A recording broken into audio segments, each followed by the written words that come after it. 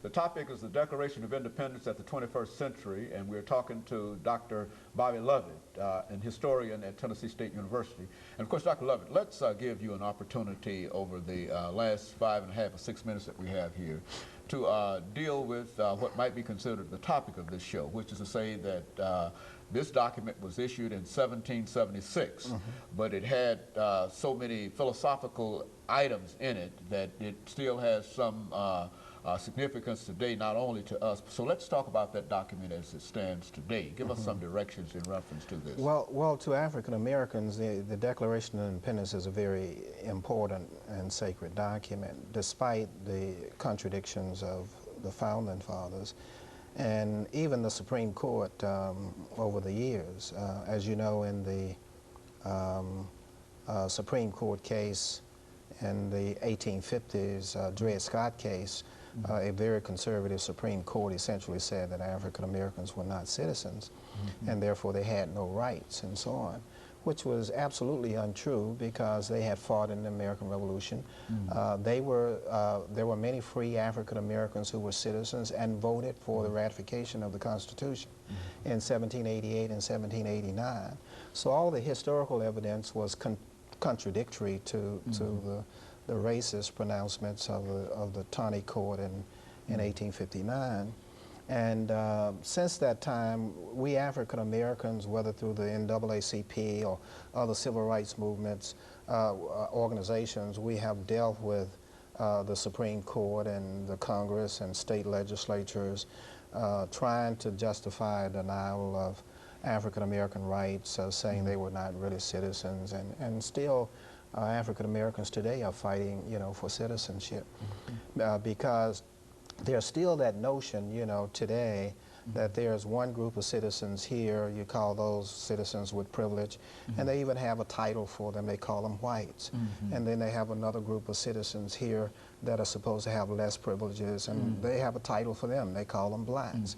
And then they have the others in the middle, and they call them others, they call them Hispanic whites, or they give them all kinds of silly titles that no other country in the world does but us.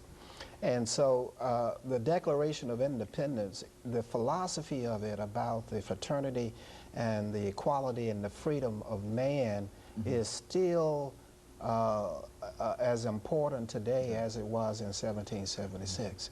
And if we are not careful, men will twist that document to have meaning only for themselves, as many people did from 1776 until we fought the civil rights movement in 1954 with the Brown versus Board of Education case.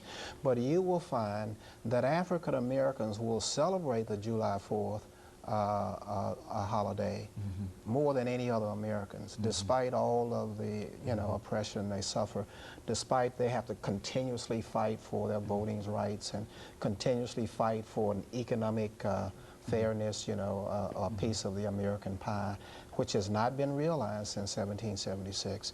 African Americans making up 13% of the population in 2001, but they only have 3% of the wealth in the entire country. They live off 3%, and they're 13% of the people. So that particular fairness and equality in American society has not happened since 1776. Still, you'll see African Americans celebrating July 4th more than anybody else. They still believe the American dream and the Declaration of Independence and the Constitution upon which we are governed will one day be fully realized for all Americans. And of course, Dr. Lovett, that brings to mind, when you talk about the disparities here, that brings to mind one of the great controversies in reference to the modern society, and that is reparation, etc. Why don't you make a couple of historical statements in reference to that over the last 2 minutes? Let's see if we can get to it. Well, the reparations movement, started really in the 1880s, and then it died out, which was about 15 years after slavery.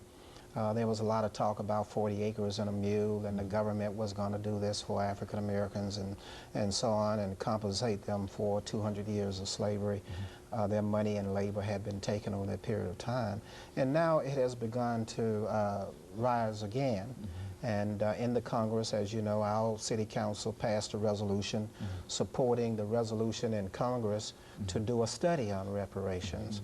What we would like to do historically, sociologically, economically, is to do a study to find out, is there a need for reparations?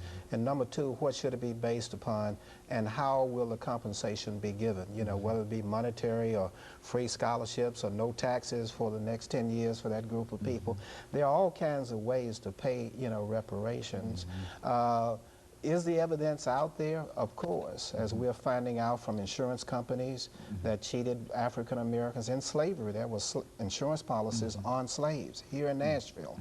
As I point out in my book, The African American History of Nashville, published, you know, in 1999, I found insurance companies that actually insured slaves in the city of Nashville.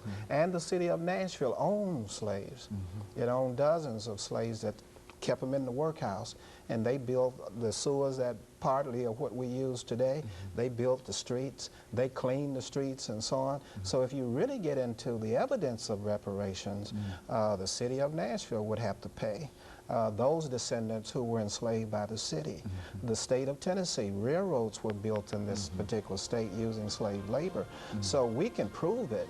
It's just how you're going to pay it. Okay, Dr. Lovett, and of course, let me thank you for coming by and giving us that excellent information. We're going to have you back to talk about reparations. Okay. Of course, we'll be back with our audience next week.